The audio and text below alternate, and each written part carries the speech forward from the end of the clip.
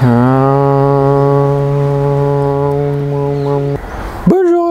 Alors ça fait plusieurs fois qu'on me pose des questions par rapport au Japon. Je vais essayer d'y répondre dans cette vidéo.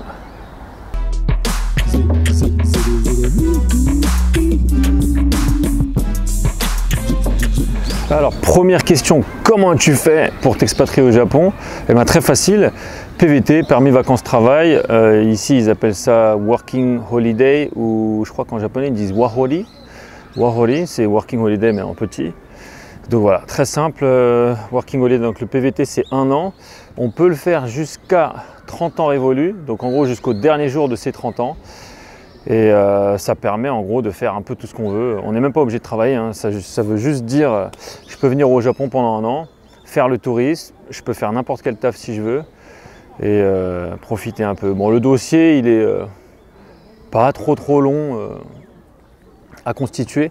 En gros, le seul truc un tout petit peu relou, c'est qu'il faut en gros faire un planning de ce qu'on veut faire au Japon et de faire genre je prévois les villes où je veux aller, les endroits que je veux visiter, etc.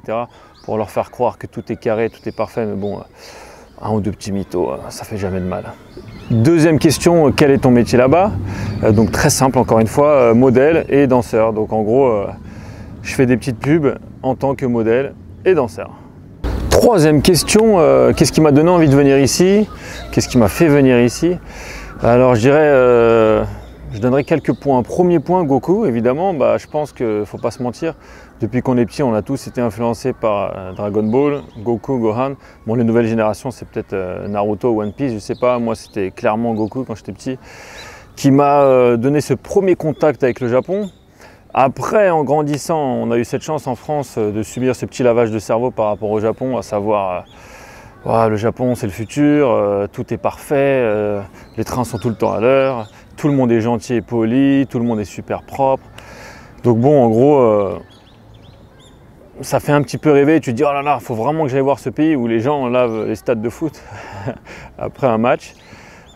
Troisième chose, plutôt intéressante, c'est qu'après avoir cumulé pas mal d'heures de diff, donc de droit individuel à la formation, après avoir taffé à différents endroits, je me suis dit tiens, il faudrait peut-être que j'utilise ces heures de diff, et ça faisait un moment déjà justement que j'avais envie d'apprendre une nouvelle langue, puisque l'anglais ça allait, le français je commence à me débrouiller, et je me suis dit tiens, ça fait une bonne dizaine d'années que je me dis ce serait un bon délire d'apprendre le japonais, donc je me suis dit allez c'est parti, on va utiliser les heures de diff pour faire quelque chose et pour apprendre cette belle langue qu'est le japonais.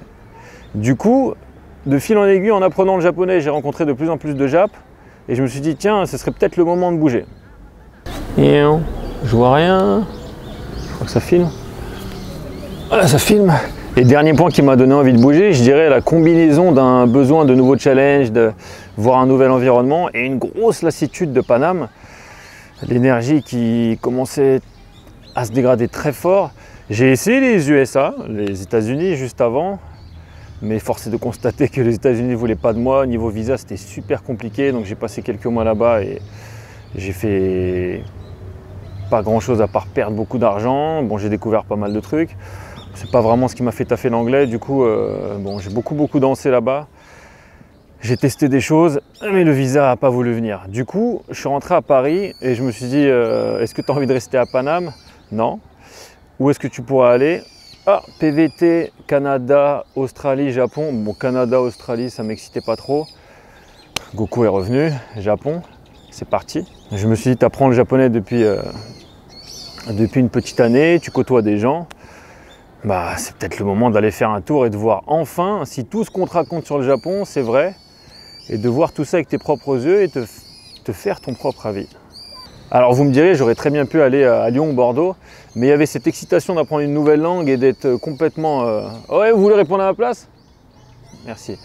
D'être confronté à un nouvel environnement, une culture complètement différente qui était quand même assez excitante, je dirais.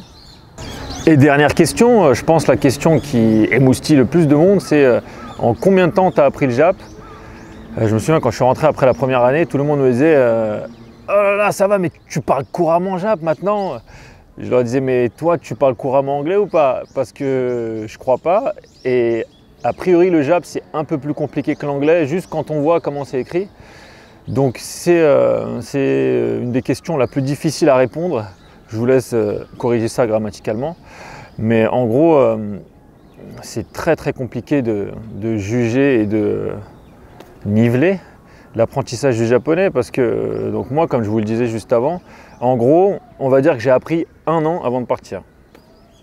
J'ai appris 1 an, j'ai rencontré pas mal de gens. Si je devais mettre ça sur une échelle de 1 à 100, je dirais qu'après ces 1 an d'apprentissage, j'étais entre 1 et 2.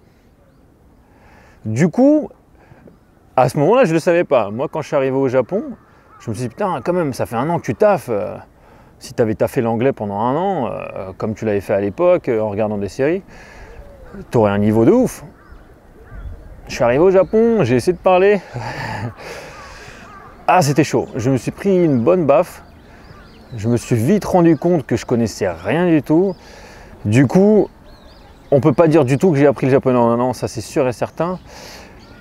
Pour donner une réponse peut-être un peu plus constructive, un peu plus intéressante, à partir du moment où j'ai commencé à me sentir capable d'avoir des discussions intéressantes et de me sentir pera pera, comme on dit ici, pera pera c'est fluent, c'est parler couramment, on n'a pas vraiment de mots je crois en français.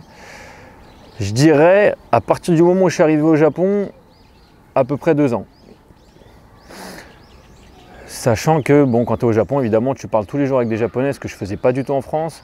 Tu es 10 fois plus motivé parce que quand tu parles à quelqu'un et qu'il ne te comprend pas ou que tu comprends rien à ce qu'il dit, tu rentres chez toi et tu te dis putain, faut que je taffe parce que je ne peux pas me retrouver dans cette situation de honte extrême, surtout quand c'est une fille mignonne à qui tu parles et que tu te sens comme un gros naze. Donc en gros, la première année que j'ai passée en France à apprendre, c'est comme si elle m'avait servi quasiment à rien, à part à apprendre les bases des bases. Et quand je suis arrivé, ça m'a motivé de ouf pour me dire bon, faut que tu passes au niveau supérieur et que tu apprennes vraiment les vrais mots qui te permettent de communiquer avec des vrais gens. Et ça, je pourrais en faire toute une vidéo parce que c'est passionnant. Tous les jours, j'apprends des trucs ici. Donc ça fait presque 3 ans en fait que je suis là et j'apprends toujours. Aujourd'hui, j'estime que vraiment, je peux avoir des discussions sur n'importe quel sujet, que ce soit politique, physiologie, entraînement, danse, il y a quoi d'autre, nutrition. Je peux avoir des discussions sur tous les sujets, mais ça a demandé quand même pas mal de taf. Et après, évidemment, il y a aussi le point lecture où là, c'est compliqué de dire je peux tout lire parce qu'aucun japonais déjà pourra vous dire je peux tout lire. Mais déjà, si vous arrivez à maîtriser quelques kanji, donc les écritures japonaises issues du chinois, il y a de quoi être fier de soi, quoi. Mais voilà, pour donner mon idée, je dirais que pour apprendre la langue, dans mon cas, ça aurait été entre 2 et 3 ans. Ils sont trop mignons. J'espère que vous allez pouvoir les voir. Ils sont trop marrants avec leurs uniformes. Alors, ce qui me fait rire au Japon, c'est que tous les jours où je viens dans des parcs, je vois des enfants à n'importe quelle heure. Donc je me dis, mais ils vont à l'école à quelle heure en fait, les gosses ici? Mais ils sont trop mignons. Oni, donc là ils jouent... Oni c'est démon, vous avez peut-être vu Kimetsu no Yaiba, où ils parlent souvent d'Oni, Oni. Donc c'est le jeu, en gros, c'est un peu cache-cache quoi. Onigoko, c'est leur jeu ici, équivalent de... Donc qu'est-ce que je dis? C'est pas du tout cache-cache, c'est le chat perché. En gros, c'est le chat, parce que cache-cache, c'est kakurenbo. Konnichiwa. Oh, zenzen daijoubu desu. Arigatou gozaimasu. Ils sont trop marrants.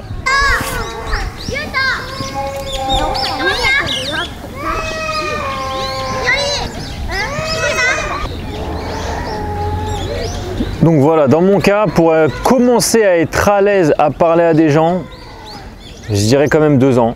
Commencer à pas avoir trop peur d'adresser la parole à quelqu'un, parce que le problème avec le Jap, c'est que parfois, toi tu sais exactement comment dire tes trucs, ils vont très bien te comprendre, et puis ils te sortent une réponse de ouf, et tu fais oh là, j'ai jamais entendu ni celui-là, ni celui-là, ni celui-là, je sais même pas si tu parles de moi, de toi, de lui ou de quoi, et ça fait très bizarre. Donc encore une fois, si vous avez des questions par rapport à tout ça, je pense qu'il y a de quoi creuser un peu là-dedans. J'espère avoir répondu aux questions principales que vous m'avez posées. Et n'hésitez pas, si vous avez d'autres questions, n'hésitez pas non plus aussi à soutenir la chaîne, liker, subscriber, n'hésitez pas à vous abonner parce que En ce moment, YouTube, même pas trop. J'ai l'impression depuis que je parle de santé, des trucs gratuits, ça fait pas plaisir à tout le monde. Donc n'hésitez pas à me donner un petit coup de boost si vous avez moyen, ça coûte rien. PS, petite dernière chose, quand même le dernier point, pas des moindres, qui m'a motivé à venir au Japon, j'allais dire au Ponja, mais je suis un mec poli, qui m'a motivé à venir au Japon, c'est mon frérot Sofiane, parce qu'en fait, à cette période, je m'étais dit, bon, j'ai demandé à tous mes potes, j'ai dit à tout le monde, dès qu'un mec bouge au Japon, vous me dites, je bouge direct avec vous. Et Sofiane, il arrive, ce voyou, en janvier, et il me dit, je crois que j'étais allé chez lui à ce moment-là, j'arrive chez lui, et je lui dis, ça va ou quoi? Ah, tranquille, alors le Japon, ça dit quoi? T'es toujours chaud, ça dit qu'on y a un de ces quatre? Et il me dit, ouais, bah je bouge en mars. Je fais en mars? Je fais, mais on est en janvier, c'est trop chaud. Et il me dit, ah ouais, désolé, je me suis chauffé avec une pote, tatati, tatata, on bouge en mars. Et là, je le regarde, je dis, bon, bah je prends mon billet ce soir. Et bim, j'ai pris mon billet le soir même, je crois, ou le lendemain, pour une semaine après lui, parce que bon, si je prenais le même jour, c'était quand même un peu trop cher et je ne pouvais pas me permettre. Et bim, on est arrivé au Japon, Osaka, on a commencé à visiter. On a passé une petite dizaine de jours à Osaka, on est allé à Tokyo. Et voilà, comme c'est peut-être important à préciser, pour que vous compreniez la situation, on est allé à Tokyo. Donc j'avais mon PVT d'1 an, parce qu'on a fait le PVT entre temps, j'avais mon PVT d'1 an. On a passé quoi, 3-4 mois au Japon. J'ai réussi à avoir des tafs. Je suis revenu en France quand même. Et en France, je me suis dit, mec, il te reste quand même 7-8 mois. Je ne sais plus si on était en août ou septembre à ce moment-là. Je me suis dit, mec, il te reste quand même 7-8 mois de PVT. Tu ne pourras plus jamais le refaire de ta life. Allez, vas-y, on y retourne. Je suis retourné au Japon. J'ai réussi à enchaîner quelques tafs. J'ai réussi à vivre. J'ai rencontré quelques personnes. Et bim, on m'a proposé un nouveau visa, donc on m'a proposé de me renouveler le visa. Et j'ai dit bon, bah, on va pas dire non.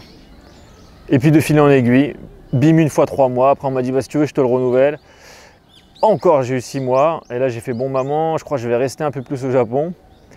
Évidemment, bah, ça provoque un peu de tristesse. Mais je me suis dit, bon, c'est qu'une fois dans une life, j'ai une expérience à faire et peut-être que si j'arrive à avancer ici, ce sera le meilleur moyen après d'aider la famille parce que je me sentais vraiment pas heureux à Paname. Donc voilà. Et puis là, j'ai réussi à relancer un nouveau visa d'1 an et là, encore un nouveau visa d'1 an. Donc en gros, j'en suis à mon 4e visa. Et ça se passe plutôt bien, Dieu merci. Alhamdulillah. Sinon, restez en mouvement. Never stop training. Je l'ai bien fait ou pas? Never stop training, restez en mouvement, gardez le sourire et on se revoit bientôt. Bisous. Bye.